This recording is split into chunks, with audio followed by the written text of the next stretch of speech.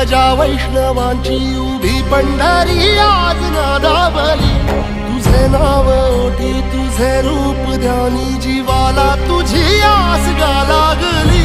जरी बाप साऱ्या जगाचा परी तू आम्हाले कराची विठू माऊली.